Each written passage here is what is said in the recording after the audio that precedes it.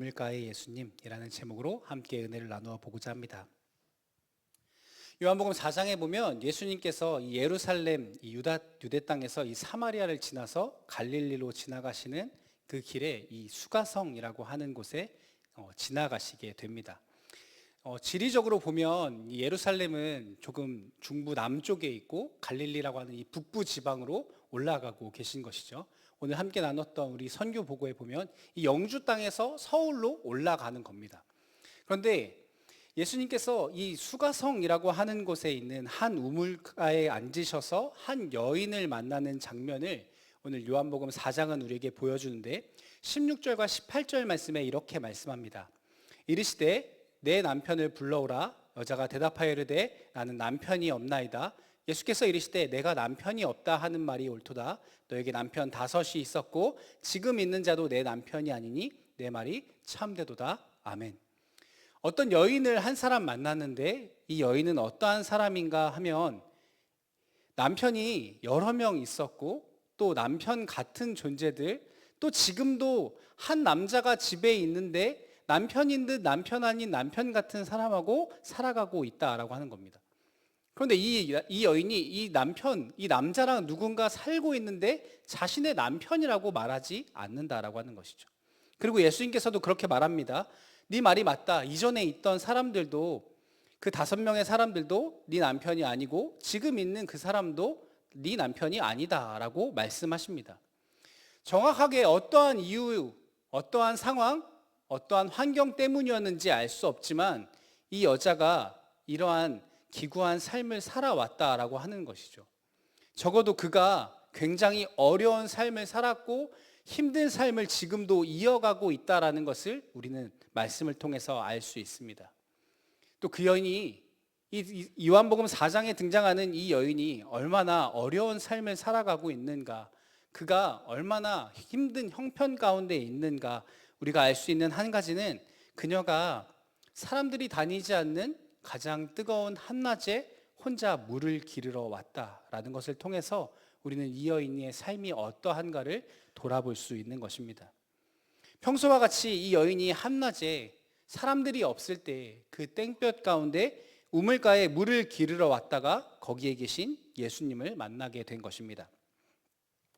어떤 이들은 그녀가 그 여인의 남편이 여러 명이 있었다라는 사실 때문에 이 여인이 굉장히 성적으로 문란한 인생을 살았다라고 생각하는 이도 있고, 또 동네 사람들에게 그 여인이 도덕적으로 또 율법적으로 죄인의 낙인이 찍혀서 그 사람들의 따가운 시선 때문에 이 한낮에 사람들의 눈을 피해서 우물을 기르러 왔을 것이다 라고 생각합니다. 그런데 여러분, 말씀을 보면 성경에 이 여인이 그러한 죄를 지었다고, 이 여인이 그러한 사람이라고 말하고 있지 않습니다. 심지어 여러분, 당시의 시대적 상황을 살펴봤을 때 이 여인이 여성으로서 자신의 삶을 그렇게나 적극적이고 주체적으로 선택하고 계획하면서 자신의 반려자를, 자신의 남편을 만나고 헤어지고 그러할 권한이나 기회가 주어져 있지 않은 시대 가운데 그녀가 살았다는 것을 우리는 주목해야 하는 것입니다. 어떻게 알 수 있는가? 여러분, 예수님 당시에 사람의 숫자를 셀 때 어떻게 세시는지 아시나요? 여러분, 오병이어의 기적 혹시 여러분 기억하십니까? 그 오병이어의 떡으로 예수님께서 몇 명의 사람들을 먹이십니까? 5,000명이나 되는 사람들을 먹이시죠. 근데 그 5,000명 어떤 사람인지 여러분 아십니까? 성인 남성입니다. 아이와 노인 그리고 여성은 그 계수에서 제외됩니다. 당시의 시대가 그러했다라고 하는 것입니다. 당시 여성들은 남성이나 남편, 아버지에게 의존하는 방식으로 살아갈 수밖에 없는 시대였다라고 하는 것입니다. 그래서 이 여인이 지금 5명이나 되는 남편들과 남편 같지도 않은 지금 남자와 살고 있는 그 이유는 당시의 시대적 상황을 고려했을 때 이 여인이 어찌할 수 없는 상황이었다라고 하는 것입니다. 이 여인이 처음부터 그래, 한번 살아가는 인생 나도 남자 많이 만나봐야겠다라고 계획하고 한 10명은 채워야지 라고 생각하며 만나고 이혼하고 살아온 것이 아니다라고 하는 것입니다. 어떠한 이유인지 알 수 없지만, 사별인지 이별인지 우리는 모르지만 어떠한 이유에서든지 그녀의 첫 번째 결혼이 자신의 의지와 상관없이 끝나버렸습니다. 그리고 두 번째, 세 번째, 네 번째, 다섯 번째 계속해서 결혼이 이어지고 그 결혼이 끝을 맺지 못하고 있습니다. 여러분, 그러면 이 여인은 왜 계속해서 남자를 만나는 것일까요? 남자가 너무 좋아서? 아니겠죠. 너무나 단순한 이유가 있습니다. 무엇 때문입니까? 살려고요. 여러분, 그저 더 멋지고 잘생긴 백마탄 왕자를 바라고 기다리는 것이 아닙니다. 이 여인이 끊임없이 결혼을 하면서 그 삶을, 수많은 사람들의 눈총을 받아가며 그 삶을 유지하고 있는 이유는 살려고 하는 것입니다. 그것이 아니면 살아갈 방법이 없기 때문인 것이죠. 또 자신의 부족함, 자신의 갈급함을 이 남편이라고 하는 존재를 통해서 채워보려고 하는데, 내 기대와 바램과는 다르게 점점 내가 원하지 않는 방식으로, 내가 원하지 않는 모습으로 내 삶이 변해가고 망가져가고 오히려 채워져 가지 않고 갈급해져만 가고 부족해져만 가고 점점 내 삶이 아래로 내려가게 되더라고 하는 것입니다. 채우려고, 살아보려고 발버둥 치는데 오히려 더 공허해지고 더 갈급해지고, 그 사람이, 그 남자가, 그 남편이 나를 채워주고 나를 빛나게 해줄 것이라고 생각했는데 점점 사람들이 나를 향해서 수근거리고 손가락질하며 내 삶이 점점 어두워져 가는 것을 그녀가 느끼게 되는 것입니다. 여러분, 더 답답하고 힘든 것은 그녀가 이 힘들고 어려운 삶을 외면하고 도망칠 수 없다고 하는 것입니다. 여러분, 우리는 2025년 대한민국을 살아갑니다. 그래서 언제 어디로든지 내가 가고 싶은 곳을 가고 올 수 있죠.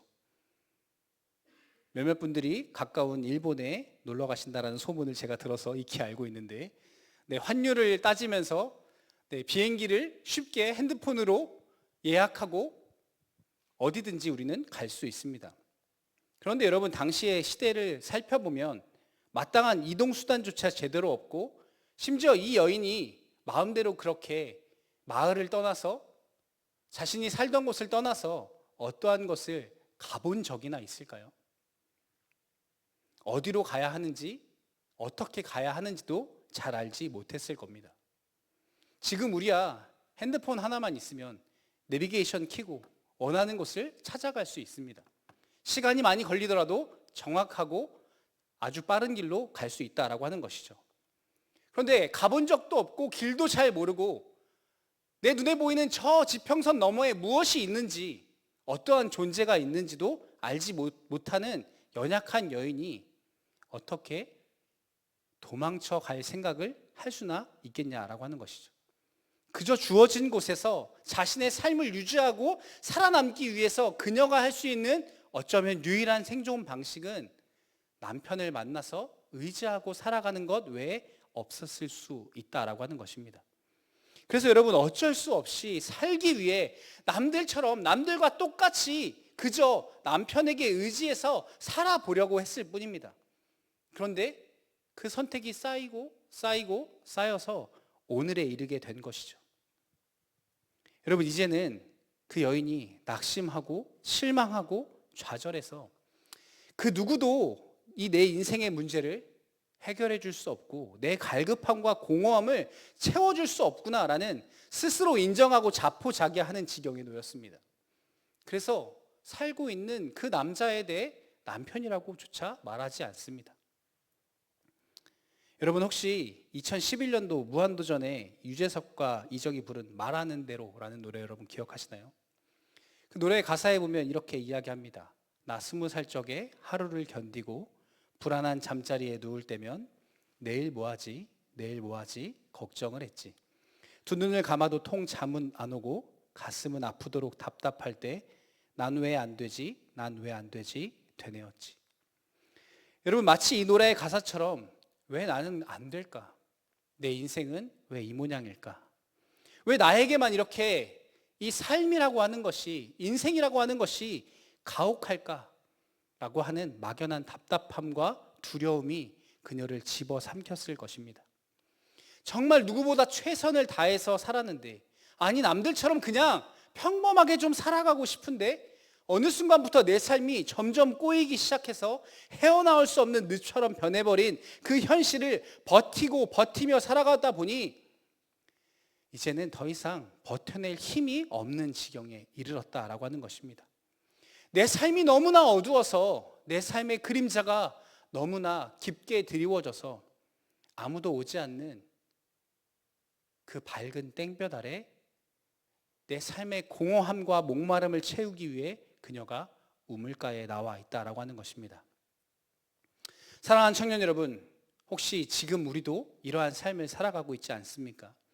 최선을 다해서 내가 할 수 있는 열심을 다해서 내가 선택할 수 있는 최고의 방법들을 선택하며 나도 살아가 보려고 발버둥 치고 있는데, 노력하면 노력할수록 어찌 옴짝달짝 할 수 없는 늪에 빠진 것처럼 점점 깊이 내 삶이 빨려 들어가는, 왜 나는 안 될까?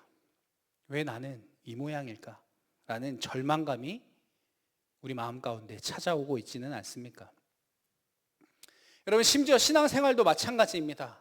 오랜 시간 우리가 신앙생활을 해오고 반복되는 주일을 맞이하는데, 또 여러분, 우리가 목장 모임뿐만 아니라 내가 임원으로, 팀장으로, 찬양팀으로 수많은 봉사와 열심으로 신앙생활을 해보려고 합니다. 그런데 어느 순간 돌이켜보니 내 신앙이 제자리인 것 같고, 아니 내가 뜨거웠던 그때보다 오히려 너무나 멀리 뒤처져 있는 것 같은, 심지어 내가 하나님과 점점 멀어져 있는 것 같은 그러한 마음. 여러분, 오늘 사마리아 여인의 마음이 그와 같았을 것입니다. 그 무거운 마음을 가지고 이 여인이 우물가에 나아옵니다. 여러분, 우리가 함께 살펴본 이 요한복음 4장의 바로 앞에 있는 3장의 말씀에 보면 또 한 사람, 유명한 사람이 등장하는데 바로 니고데모입니다. 여러분, 이 사람은 바리새인이고 사내들인 공회의 공회원입니다. 쉽게 말하면 여러분, 국회의원 같은 사람이에요. 사회에서도 인정받고 경제적으로도 풍족한 사람입니다. 이 사람은 사람들의 시선을 의식해서 예수님께 어떻게 찾아와요? 밤중에 몰래 예수님께 찾아옵니다.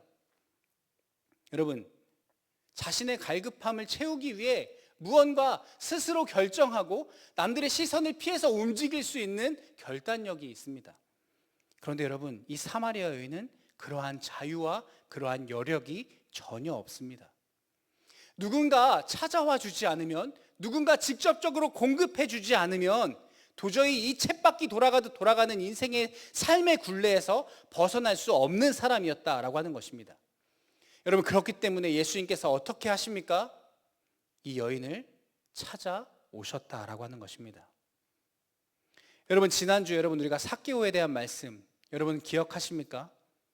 예수님은 그 갈급하고 그 굶주리고 그 죽어가는 심령을 찾아오신다라고 하는 것입니다. 그런데 여러분, 계속해서 우리가 내 삶을 내가 계획하고 통제하고 이끌어가고 해결하고 채울 수 있다라고 생각하니 마치 이 여인이 첫 번째, 두 번째, 세 번째, 네 번째 계속해서 자신의 남편을 만나서 해결하고 채우자 했던 삶처럼 우리가 계속해서 선택하고 결정하고 계획하고 내 삶에 내가 주인 되어서 살아가면 그 끝은 해결되어지지 않는 공허함으로 결국 그렇게 비워져 가더라고 하는 것입니다. 사랑하는 청년 여러분, 우리가 하나님을 알고 예수님을 믿는다고 말하지만 여전히 우리는 무엇을 의지합니까? 나 자신을 의지합니다. 나 자신을 믿습니다. 여러분, 우리는 무엇을 구해야 합니까? 남편이 아니라, 나를 채울 수 있는 이 세상의 무언가가 아니라 주님을 구해야 하는 것입니다. 우리가 주님을 구할 때 주님이 우리를 찾아오실 것입니다. 여러분, 마치 삭개오가 돌무화과 나무에 오름과 같이 우리도 이 여인과 같이 그 예수님을 만날 수 있는 우물가로 나아가야 하는 것입니다. 그런데 여러분, 이렇게 반문하실 수 있죠. 목사님, 이 시대에 우물이 없는데 어떻게 우물가로 나갑니까? 여러분, 그 우물은 바로 기도의 자리입니다. 여러분 올해 표어 보이시죠? 교회 표어 뭐라고 말씀합니까? 기도하라 하나님의 일하심을 보리라. 여러분 기도의 자리에 우리가 나아갈 때 분명히 반드시 하나님의 일하심을 보게 될 것입니다. 우리가 그 기도의 자리에, 그 갈급한 자리에 주님께 나아가 주의 얼굴을 구하면 분명 주님께서 우리를 찾아와 만나 주실 것입니다. 여러분 성경은 우리에게 이렇게 말씀합니다. 마태복음 7장 7절에서 8절 말씀에 이렇게 말씀합니다. 구하라 그리하면 너에게 주실 것이요 찾으라 그리하면 찾아낼 것이요 문을 두드리라 그리하면 너에게 열릴 것이니 구하는 이마다 받을 것이요 찾는 이마다 찾아낼 것이요 두드리는 이에게 열릴 것이니라. 아멘. 여러분 아멘이십니까? 여러분 정말 믿으십니까? 여러분 그렇다면 여러분 기도하십시오. 여러분 그 기도의 그 우물로 여러분 나아가십시오. 여러분 우리가 입술로 아멘 하죠. 목사님이 기도합시다 그러면 여러분 아멘 합니다. 그런데 왜 여러분 기도의 자리로 못 나갑니까? 작년은 여러분 왜 기도하지 않으셨습니까? 여러분 저는 이러한 이유라고 생각합니다. 이 사마리아 여인이 우물가에서 이 예수님을 만났을 때 예수님의 모습이 어떠했을지 여러분 한번 생각해 보십시오. 우리 6절에서 8절 말씀인데요. 한번 같이 한 목소리로 같이 읽어보겠습니다. 시작. 거기 또 야곱의 우물이 있더라. 예수께서 길 가시다가 피곤하여 우물 곁에 그대로 앉으시니 때가 6시쯤 되었더라. 사마리아 여자 한 사람이 물을 기르러 왔음에 예수께서 물을 좀 달라 하시니 이는 제자들이 먹을 것을 사러 그 동네에 들어갔음이로라. 아멘. 여러분 예수님께서 지금 이 사마리아 여인이 우물가에 나왔을 때 그 예수님의 모습이 어떠했느냐라고 하는 것이죠. 여러분 예루살렘에서 갈릴리로 가기 위해서 스타렉스 타고 가는 거 아니잖아요, 그렇죠? 걸어가야 합니다. 제자들과 함께 먼 길을 걸어가야 해요. 그 사막의 그 척박한 땅을 걸어가야 합니다. 그러다가 너무 먼 길이어서 중간에 쉬기 위해서 이 사마리아의 땅에 들리셨습니다. 낮 12시쯤 되어서 너무 뜨겁고 여정이 너무 힘들고 피곤해서 기진맥진한 상태로 예수님께서 우물가에 앉으셨습니다. 예수님께서 직접 그 우물물을 길어 드실 수 없을 만큼 피곤한 상태였을지도 모릅니다. 그리고는 한 여인이 저 멀리서 다가오세요. 그리고 그 여인에게 뭐라고 말씀하세요? 물 좀 한 잔 주시겠어요? 예수님께서 이런 모습 아니셨겠죠, 그렇죠? 지난주에 그 삭개오 의상 보여드렸잖아요. 이렇게 통으로 된 옷. 유대인들은 이렇게 거의 옷이 바닥에 질질 끌리는 그런 옷을 신고 샌들을 신고 그 척박한 우리처럼 도로가 깔려 있는 것이 아니니까 먼지가 풀풀 나는 그곳을 수없이 걸어온 겁니다. 네, 손에 손풍기 이런 거 있는 거 아니죠, 그렇죠? 그냥 떼양볕에 그냥 땀을 뻘뻘 흘리며 길을 걸어가야 합니다. 그리고 지치고 지쳐서 우물가의 곁에 이렇게 앉았습니다. 죄송한데 물 한 잔만 주시겠어요? 이런 모습이었죠. 먼지와 땀으로 쪄들어 있는 모습입니다. 심지어 뭐 같이 제자들하고 있었으면 어디 여행을 가나 보다라고 생각하겠지만 지쳐있는 한 남자가 물을 달라고 하는데 여인이 선뜻 힘드시겠네요 하면서 물을 줄 수 있을까요? 그런 모습 아니었겠죠. 심지어 옷을 입고 생색을 보니 유대인입니다. 여러분 당시에 유대인들과 사마리아 사람들의 관계가 어떠했는지 여러분 아세요? 상종도 하지 않았습니다. 심지어 이 요한복음 4장의 말씀이 너무나 독특한 것은 무엇이냐면 예수님께서 이 사마리아의 땅을 찾아가셨다라고 하는 것입니다. 여러분 원래 유대인들은 이 사마리아 땅을 지나가지 않습니다. 일부러 먼 길을 돌아서 가거든요. 직선거리로 가로질러 갈 수 있는데 여러분 생각해 보세요. 우리 이 신관에서 본관을 가는데 가운데 통로 문으로 지나가면 되죠, 그렇죠? 그런데 굳이 멀리 돌아서 저쪽에 있는 테라커피 쪽으로 돌아서 온다고 여러분 생각해 보세요. 그렇게 간 사람은 아무도 없겠죠. 하지만 유대인들은 그렇게 이 가운데 땅을, 이 사마리아 땅을 아예 밟고 싶지도 않은 겁니다. 이 사마리아 사람들하고 말조차 섞고 싶지 않은 거예요. 그런데 지금 그 유대인이 우리 땅에 와서 나에게 말을 걸고 있는 겁니다. 이 여인의 보기에는 낯설고 이상한 모습이겠죠. 또 뿐만 아니라 이 예수님의 모습을 바라보면서 이 여인이 무언가 기대할 수 있을까요? 내가 물을 주면 이 남자가 나에게 무언가 해주겠지라는 기대감이 1이라도 있을까요? 내 삶의 문제에 대해서 정말 1도 해결해 줄 수 없는, 정말 말도 섞고 싶지 않은 모습이었을지 모른다라고 하는 것입니다. 그래서 여러분 9절의 말씀에 보면 이렇게 여인이 반응합니다. 당신은 유대인이면서 어떻게 사마리아 사람인 나에게 물을 달라고 합니까? 굉장히 냉소적이고 냉담한 반응을 보입니다. 너무나 당연한 반응이었다라고 하는 거죠. 그런데 여러분, 예수님께서 그녀에게 뭐라고 하셨습니까? 너에게 물을 달라고 하는 내가 누군지 알았으면 오히려 내가 나에게 물을 달라고 했을 것이다 라고 말씀하시죠. 여러분 그러자 11절에 보니까 이 여인이 예수님에게 이렇게 반응합니다. 우리 11절 말씀 한번 같이 읽겠습니다. 시작. 여자가 이르되 주여 물 기를 그릇도 없고 이 물은 깊은데 어디서 당신이 그 생수를 얻겠사옵나이까. 여러분 무슨 말이에요? 쉽게 말하면 누가 누굴 걱정하세요? 아니 이 우물이 얼마나 깊은데 뭐 손으로 해서 떠지는 게 아닌데 내 걱정 마시고 갈 길 가세요 라는 말을 하고 있는 것이죠. 너무나 당연한 반응입니다. 볼품 없어 보이고 기대하고 기댈 만한 그 무엇도 보이지 않는 사람이 나에게 말을 걸고 있는 것입니다. 그런데 예수님께서 이렇게 말씀하세요. 13절에서 15절 말씀에 이렇게 말씀합니다. 예수께서 대답하여 이르시되 이 물을 마시는 자마다 다시 목마르려니와 내가 주는 물을 마시는 자는 영원히 목마르지 아니하리니 내가 주는 물은 그 속에서 영생하도록 솟아나는 샘물이 되리라. 여자가 이르되 주여 그런 물을 내게 주사 목마르지도 않고 또 여기 물 기르러 오지도 않게 하옵소서. 아멘.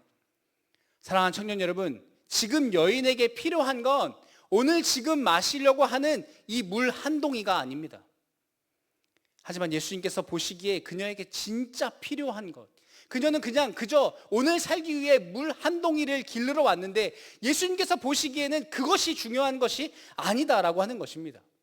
너의 삶이 정말 새로워져서 너 안에서 솟아나는 샘물, 정말 내 영혼의 갈급함, 오늘 목마른 그 물 한 잔으로 끝내는 것이 아니라 정말 해결되어지지 않았던, 너가 수많은 남편들을 통해서 해결하려고 했던 내 인생의 궁극적인 문제와 내 영혼의 그 갈급함을 해결해 줄 수 있는 사람이 지금 내 앞에 있다라고 예수님 말씀하고 계신 것입니다.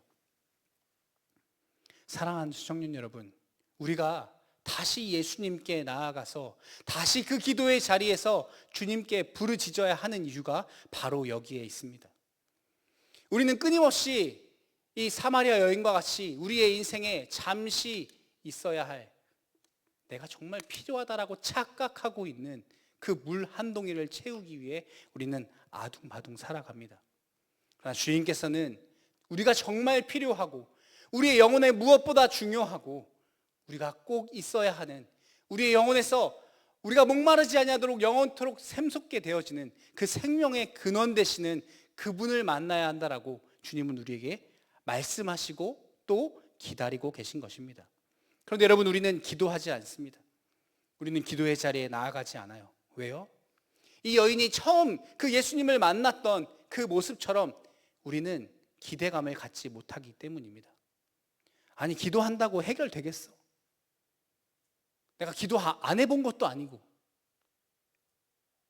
여러분, 기대감이 없으니 기도조차 하지 않는 것입니다. 하지만 사랑하는 청년 여러분, 이 여인이 이 우물가에 처음 나왔겠습니까? 아니요, 수없이 나왔을 겁니다. 하지만 그 익숙했던 그 우물가에서 예수님을 만나면 그의 인생이 변하게 되는 것입니다. 기도를 많이 했다고 해서, 기도를 여러 번 했다고 해서, 내가 기도를 오랜 시간 했다고 해서 그것이 무조건 해결되어지는 것은 여러분 아닙니다. 하지만 그 기도의 자리에서 우리가 예수님을 만날 때 우리의 삶의 근원적인 문제가 해결되어지는 것입니다. 왜냐하면 여러분, 주님만이 우리의 삶의 그 근원적인 문제를 해결하실 수 있는 유일한 소망 되시기 때문입니다. 여러분, 그렇다면 이 여인이 예수님을 만나고 삶의 문제들이 바로 해결됐을까요? 여인의 현실적인 문제들이 해결됐을까요? 이 여인이 다시는 이혼하지 않을 좋은 남자를 만나게 되었을까요? 여러분 28절과 29절 말씀 우리 같이 한번 읽어보도록 하겠습니다. 시작. 여자가 물동이를 버려두고 동네로 들어가서 사람들에게 이르되 내가 행한 모든 일을 내게 말한 사람을 와서 보라. 이는 그리스도가 아니냐 하니. 여러분 예수님을 만난 후에 이 여인의 모습이 어떻게 변했는지 살펴보면 이 여인이 그래서 새로운 남자를 찾으러 간 것이 아니라 이 여인이 그 물을 떠서 마신 것이 아니라 그 여인이 어떻게 합니까? 물동이를 버려두고 동네의 사람들을 만나러 달려갑니다. 자신에게 있어서 가장 현실적인 필요, 자신의 그 갈급함을 상징했던 그 물동이를 버려두고 마을로 달려갑니다. 이 여인에게 더 이상 지금 물 한 모금을 먹고 마시는 것이 중요하지 않게 되었다라고 하는 것입니다. 그것이 그 물 한 동이가 그 물 한 모금이 내 인생의 갈증을 해결해 줄 수 없다는 것을 그녀는 발견하게 되었다라고 하는 것입니다. 왜요? 영원한 것을 만났기 때문입니다. 예수님을 만났기 때문입니다. 여러분 그리고 두 번째 어떻게 합니까? 동네로 들어갑니다. 사람들에게 가서 외칩니다. 이전까지는 사람들의 시선을 피해서 뜨거운 한낮에 혼자 그 사람들의 시선을 피해서 물을 길르러 왔던 그 사람이 이제는 사람들 속으로 동네를 향하여서 달려가더라고 하는 것입니다. 여러분 그녀는 더 이상 이전에 계속 실패했던 그 삶의 방식으로, 이전에 내가 해결하려고 했던 삶의 방식으로 더 이상 살아가지 않고 새로운 삶의 방식으로 나아가더라고 하는 것입니다. 여러분 더 이상 그녀는 6번째, 7번째, 8번째 남편을 찾아 헤매지 않았을 것입니다. 여러분 이것이 기도 가운데 예수님을 만나고 경험한 사람의 변화라고 하는 것입니다. 여러분 우리가 기도할 때 당장 우리의 삶의 문제, 내가 기도하는 그것이 해결되어지지 않을 수 있습니다. 하지만 여러분 우리에게 진짜 필요한 것, 내 영혼에 가장 중요한 것, 그것을 공급해 주시는, 내 영혼의 그 영원한 것을 해결해 주시는 그분, 우리가 예수님을 만나야 하는 것입니다. 그러니 사랑하는 청년 여러분, 우리가 기도의 자리로 나아가야 하는 것입니다. 말씀을 맺기 원합니다. 여러분 사마리아 여인은 예수님을 만나고 나서 더 이상 그 과거의 실패와 상처에 매이지 않는 인생을 살아가게 되었습니다. 여러분 그녀의 삶에 있어서 가장 중요한 변화는 우리 그 삶의 외적인 변화가 아니라 예수님을 만남으로 인해서 시작된 이 내면의 변화라고 하는 것입니다. 예수님을 만났고 예수님께서 말씀하셨다고 해서 그의 삶이 짠 하고 변화되지 않았다라고 하는 것입니다. 여러분 우리도 마찬가지입니다. 우리가 기도하고 예배하고 또 목장 모임 또 선교 수많은 것들을 우리가 행한다고 해서 우리의 삶이 짠 하고 변화되지 않을지 모릅니다. 하지만 여러분 분명한 것은 우리의 영혼 가운데 있는 그 갈급함, 그 갈증이 분명히 해결되어질 겁니다. 그리고 내가 바랬던 그것, 내가 얻기 위해 쫓아가기 위해 달려갔던 그것을 내어 던지게 될 겁니다. 왜요? 진짜를 만났기 때문에, 영원한 것을 소유하게 되었기 때문에, 내 마음 가운데 있는 저 깊은 곳의 갈증이 사라졌기 때문입니다. 그러므로 사랑하는 청년 여러분, 예수님을 만나는 저와 여러분 되어지기를 축복합니다. 예수님을 만남을 통해서 이전에 그 과거의 문제에 우리가 얽매여 살아가는 것이 아니라 새로운 소망으로, 새로운 기쁨으로 달려가는, 그래서 세상의 사람들을 향하여서, 열방을 향하여서 내가 만난 그리스도를 전할 수 있는 그 기쁨으로 충만한 삶을 살아가는 저와 여러분 되어질 수 있기를 예수님의 이름으로 축복합니다. 우리 함께 기도할 때 이 시간 함께 찬양하며 나아가기 원하는데요, 주 예수 나의 산소망 함께 고백하며 나아가도록 하겠습니다.